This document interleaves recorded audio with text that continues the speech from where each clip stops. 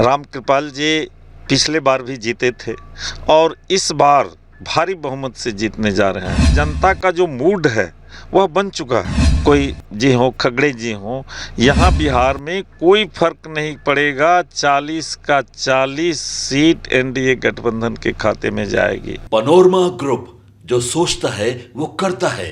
आपके अपने सपनों का आशियाना। नमस्कार, आप देख रहे हैं भारत लाइव। मैं वेद सिंह। प्रधानमंत्री नरेंद्र मोदी बिहार का दौरा लगातार कर रहे हैं। वहीं दूसरी तरफ राहुल गांधी बिहार में दूसरी बार आए हैं। कहीं ना कहीं बिहार की जो 40 सीटें हैं वो काफ़ी टेढ़ी खीर बन चुकी है दोनों गठबंधन के लिए। और अब मैं बात कर रहा हूँ 7वें चरण में पाटलिपुत्रा लोकसभा सीट से। एक तरफ मीसा भारती हैं तो दूसरी तरफ रामकृपाल यादव। तो इन्हीं सब तमाम मुद्दों पे बातें करने के लिए अभी हमारे साथ मौजूद हैं बीजेपी के विधायक जयप्रकाश यादव जी। 7वें चरण में मतदान होने को है पाटलिपुत्रा लोकसभा सीट पे। एक तरफ आरजेडी से मीसा भारती हैं और दूसरी तरफ बीजेपी से रामकृपाल यादव। कैसा लड़ाई है अभी उस सीट के लिए? हम तो देखते हैं कि यहाँ कोई लड़ाई है ही नहीं। रामकृपाल जी पिछले बार भी जीते थे और इस बार भारी बहुमत से जीतने जा रहे हैं। हम तो अभी लगातार 3-4 दिनों से पाटलिपुत्रा क्षेत्र में हम घूम रहे हैं और जनता का जो मूड है वह बन चुका है। निश्चित रूप से रामकृपाल जी पिछले बार से दोगुने वोट से जीतेंगे। दोगुने वोट से जीत रहे हैं। वहीं लगातार प्रधानमंत्री नरेंद्र मोदी बार बार बिहार का दौरा कर रहे हैं। वहीं दूसरी तरफ राहुल गांधी भी आए हैं दूसरी बार बिहार में। कैसे देखते हैं आप इसको? कोई फर्क नहीं पड़ने वाला है। राहुल जी हों, चाहे तेजस्वी जी हों और कोई जी हो, खगड़े जी हों, यहाँ बिहार में कोई फर्क नहीं पड़ेगा। 40 का 40 सीट एनडीए गठबंधन के खाते में जाएगी। लेकिन राहुल गांधी जी आज तो कह रहे हैं, पालीगंज में उनका जनसभा था, उन्होंने जनसभा में संबोधित करते हुए उन्होंने लोगों से कहा भी कि 4 तारीख के बाद जो है वो बीजेपी को एक भी सीट नहीं मिलेगी। बीजेपी हार रही है इस बार। आप सभी तो देखते हैं, जनसभाएं उनका भी होता है और जनसभाएं हमारे नेताओं का भी होता है। तो भीड़ कहाँ है और आदमी का श्रद्धा और वह उत्साह कहाँ है, ये तो आप लोग देखते होंगे। सारे लोग देख रहे हैं कि भारतीय जनता पार्टी इस बार निश्चित रूप से अपने एनडीए साथियों के साथ पूर्ण बहुमत नहीं 400 पार में आएगी। 400 पार में आएगी। लेकिन अब अगर देखा जाए तो लगातार तेजस्वी यादव मुकेश सहनी के साथ जनसभाएं कर रहे हैं। लगभग 200 रैलियां और जनसभाएं भी उन्होंने क्रॉस कर दिया है इस बार। उनकी हालत भी नाजुक है, उनके कमर में चोट लगा है, उसके बावजूद वो लगातार लगे हुए हैं। उन्होंने नरेंद्र मोदी जी के ऊपर कटाक्ष करते हुए कहा है कि वो बिहार आते हैं लेकिन विकास के लिए बात नहीं करते हैं। नरेंद्र मोदी जी सिर्फ लालू प्रसाद यादव और तेजस्वी प्रसाद यादव को गाली देने का काम करते हैं। इस पे क्या कहेंगे?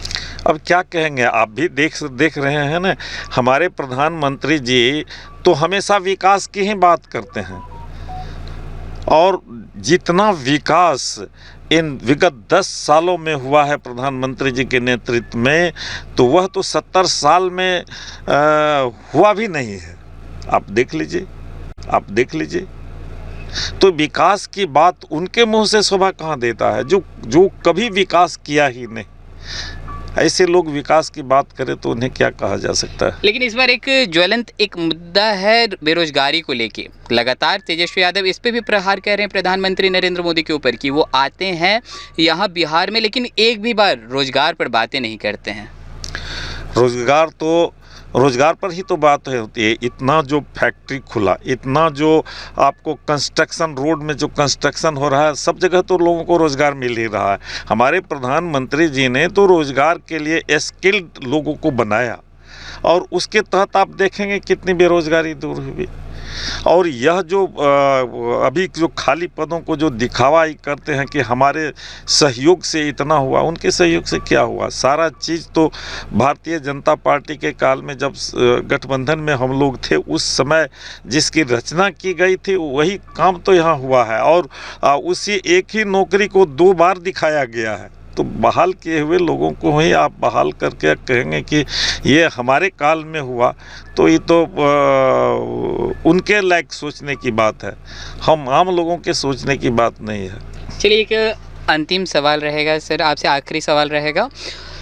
लगातार आप लोग विकास की बातें कर रहे हैं। 10 साल से प्रधानमंत्री नरेंद्र मोदी जी केंद्र में उनकी सरकार है। वहीं दूसरी तरफ पाटलिपुत्रा लोकसभा सीट पे एक दिन तेज प्रताप यादव जाते हैं और वो वीडियो के माध्यम से दिखाते हैं कि वहाँ पे लगातार कुछ भी विकास नहीं हुआ है। सड़क का वो वीडियो दिखाते हैं और कितनी जर्जर हालात में वहाँ पे सड़क की हालत है उसको दर्शाते हैं। और तो और उन्होंने कहा है रामकृपाल यादव जी के बारे में कि इस बार उनका सफाया हो जाएगा। क्या कहेंगे? बिल्कुल नहीं, इस बार वे दुगुने वोट से जीत करके आएंगे। और आप सड़क का और पुल पुलिया की बात कर रहे हैं तो इतने सड़कें बनी हैं, वो देखें ना कि कितनी सड़कें बनी है। जिन्हें नहीं दिखता है उन्हें कैसे दिखाया जाएगा? कहीं कोई सड़क बनने के लिए नहीं है। एक आध सड़क जो बचा हुआ है वह भी बनेगा, अगर बचा हुआ है तो बनेगा। जिस गति से और जिस संख्या में सड़क पुल पुलिया बना है, यह तो एक मिसाल कायम हुआ है।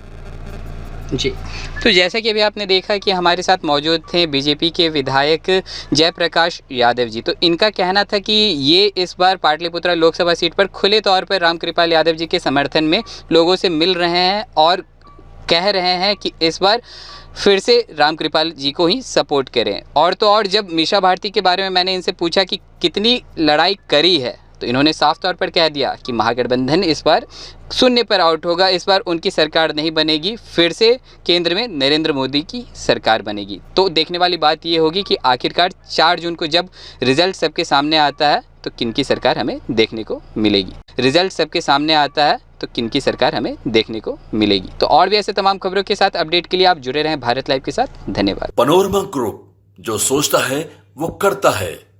अगर ये वीडियो पसंद आई और वह बिहार के राजनीति और बिहारियत से सरोकार रखेनी तो सब्सक्राइब बटन दबा के चैनल के सब्सक्राइब कर ली। ओजे एगो घंटी बा, ओकरा बटन दबा देला से कुल सटीक और मारक खबर रुआ मुफ्त में मिल जाई। अगर रुआ पत्रकारिता के हमनी के नया प्रयोग में सहयोग कर चाहतानी तो ज्वाइन बटन दबा दी।